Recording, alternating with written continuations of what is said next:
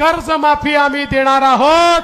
शेतकऱ्यांच्या सातबारावर कर्जाचा उतारा राहणार नाही। शेतकऱ्यांसाठी आजच्या दिवसभराच्या महत्त्वाच्या झटपट आणि ठळक बातम्या, शेतकरी मित्रांसाठी अत्यंत महत्त्वाच्या आजच्या ठळक बातम्या सादर करत आहोत। चॅनलवर जर नवीन आला असाल तर नक्की चॅनल सबस्क्राईब करून ठेवा। अतिवृष्टीचा अनुदानाची प्रतीक्षा, गोंदी मंडळातील शेतकरी वैतागले। 6 महिने उलटून गेले तरी शासनाकडून नुकसानग्रस्त शेतकऱ्यांच्या यंदाचं काम पूर्ण झाले नाही। चाऱ्यासाठी खर्च 2,500, दूध विकून महिन्याला 2,000 रुपये पशुपालकांचा होतोय आपद बट्ट्यांचा खेळ। पशुखाद्य महाग झाल्याने पशुपालन आले धोक्यात। वर्षभरानंतर गारपीटग्रस्त मदतीच्या प्रतीक्षामध्ये 1,18,00,000चं नुकसान भरपाईची प्रतीक्षा। निसर्गाच्या लहरीपणामुळे शेतकरी अडचणीत। नुकसान होऊन 6 महिने उरले तरी शेतकऱ्यांना भरपाई मिळेना। फारोळ्यातील शेतकऱ्यांची व्यथा, तहसीलदारांसह कृषी विभागाला निवेदन, कारवाईची केली मागणी। शेतकऱ्यांना कर्जमुक्त लढ्यामध्ये सहभागी व्हावे, विनायकराव जाधव कर्जाचा तागदा लावणाऱ्या बँक पतसंस्था विरोधामध्ये तक्रार करण्याचं केलं यावेळेस आव्हान। नांदेड लातूरला येलो अलर्ट तर आजपासून 3 दिवस पाऊस, विदर्भाला वादळी वारे आणि पावसाचा अलर्ट।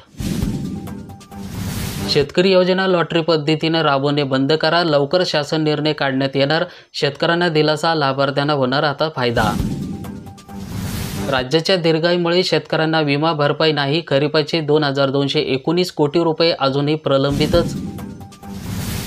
राज्यामध्ये पावसाचं वातावरण कायम, कोकणामध्ये उद्यापासून उष्णता पुन्हा वाढण्याचा अंदाज।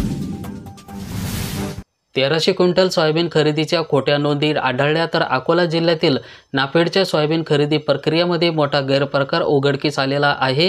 व्यवस्थापक, संगणक आणि अज्ञात व्यापाऱ्यांना संगनमत करून 1,297 क्विंटल सोयाबीन खरेदीची बनावट नोंद केली, यामुळे 50 लाखांची फसवणूक झाल्याचा आरोप आहे।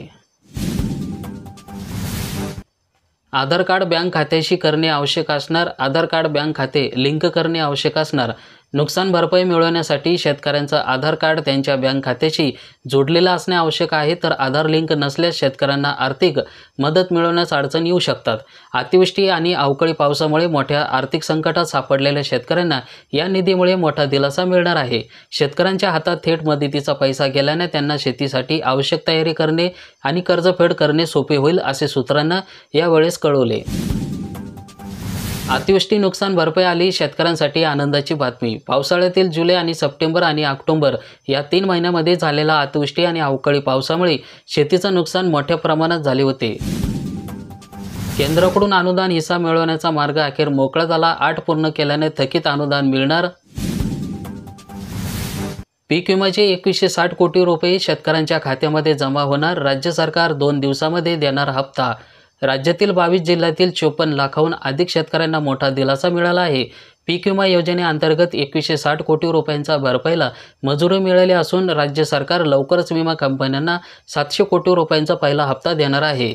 स्थानिक नैसर्गिक आपत्ती हंगामातील प्रतिकूल परिस्थिती या बाबीमधून 22 जिल्ह्यांना भरपाई मिळणार आहेत। यामध्ये धुळे, नंदुरबार, पुणे आणि सांगली, कोल्हापूर, छत्रपती संभाजीनगर, जालना, बीड, धाराशिव, नांदेड, परभणी, हिंगोली, बुलढाणा, अमरावती, अकोला, वाशिम, यवतमाळ, वर्धा, नागपूर, भंडारा आणि गडचिरोली जिल्ह्यातील शेतकऱ्यांना भरपाई मिळणार आहे।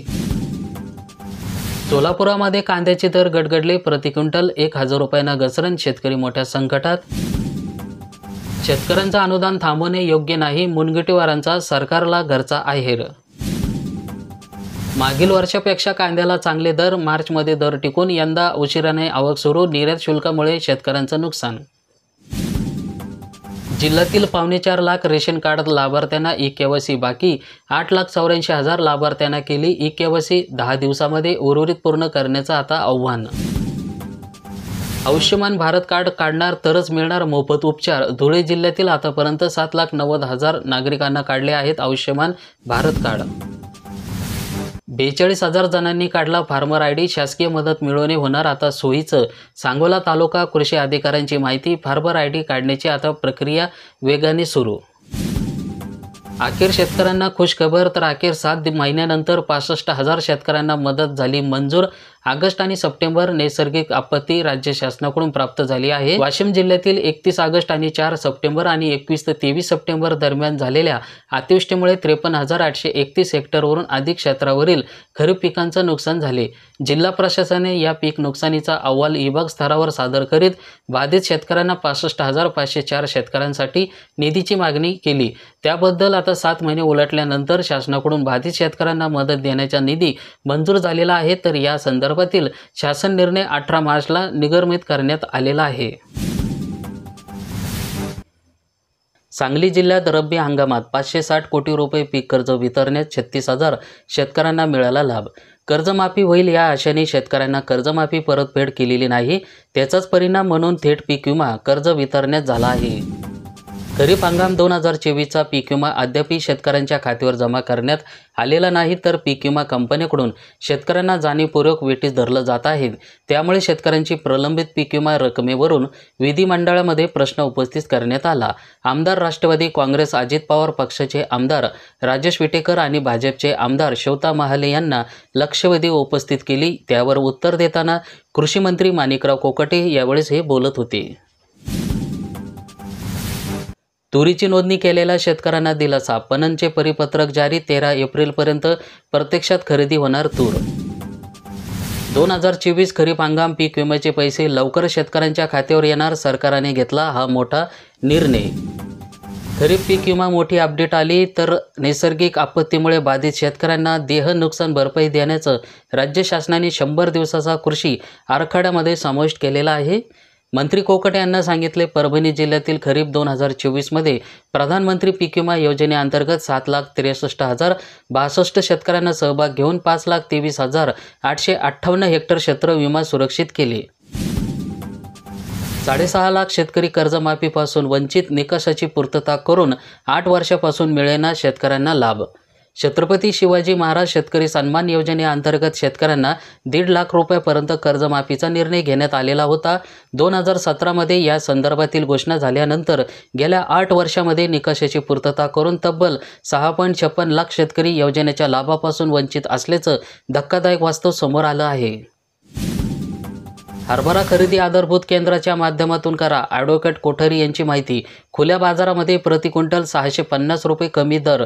नागपूर येथील केंद्र सरकारकडून हरभऱ्याला 5,650 रुपयांचा हमीभाव जाहीर करण्यात आलेला असताना मात्र खुल्या बाजारामध्ये प्रति क्विंटल 650 रुपये कमी दराने याचा व्यवहार होत आहे, तर याची दखल घेत आधारभूत केंद्राच्या माध्यमातून हरभरा खरेदी सुरू करावी अशी मागणी हिंगणघाट बाजार समितीचे सभापती ॲडव्होकेट सुधीर कोठारी यांना केली।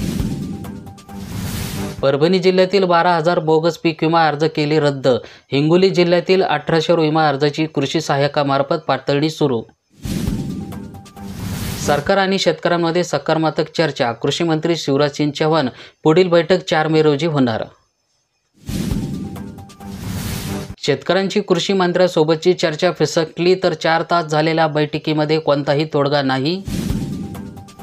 6.5 लाख शेतकरी कर्जमाफीपासून वंचित। छत्रपती शिवाजी महाराज शेतकरी सन्मान योजनेअंतर्गत 2017 मध्ये शेतकऱ्यांना 1.5 लाख रुपयापर्यंत कर्जमाफी जाहीर झाली होती। कांदा उत्पादकांच्या कष्टांना सुरण, तर क्विंटल मागे 950 रुपयांची घसरण। शेतकऱ्यांना आता अनुदान परत करावे लागणार। पूरग्रस्त गावातच यादी बाहेर, गावातले शेतकऱ्यांचे नावे अनुदानासाठी पात्र करण्यात आली आहे, तर ही बाब गावातील शेतकऱ्यांना निदर्शनास आल्यानंतर शेतकऱ्यांना तहसीलदारांना तक्रार दिली। हमीभावाने सोयाबीनची खरेदीचे पैसे थकले, तूर नोंदणीकडे शेतकऱ्यांची पाठ। जिल्ह्यातील चित्र, पैसे वेळेवर मिळत नसल्याने शेतकरी संकटात, तुरीला बाजारात दर चांगला मिळतोय। मूर्तिजापुरामध्ये अन्नत्याग आंदोलन, तर 7/12 कोरा करण्याची शेतकऱ्यांची मागणी। कर्जमाफीसाठी शेतकऱ्यांचं आंदोलन सुरू। जिल्हा बँकांच्या सीईओनं शेतकऱ्यांना दिले निवेदन, शिष्टमंडळाने केली अधिकाऱ्यांशी चर्चा, शेतकरी आले आर्थिक अडचणीत। अखेर शेतकऱ्यांची प्रतीक्षा संपली, तर अतिवृष्टीचे 241 कोटी रुपये शेतकऱ्यांच्या खात्यामध्ये। यवतमाळ जिल्ह्यातील ऑगस्ट आणि 2024 मध्ये अतिवृष्टी आणि पूर परिस्थितीमुळे तब्बल 1,76,002.291 हेक्टरवरील खरीप पिके बाधित झाली होती।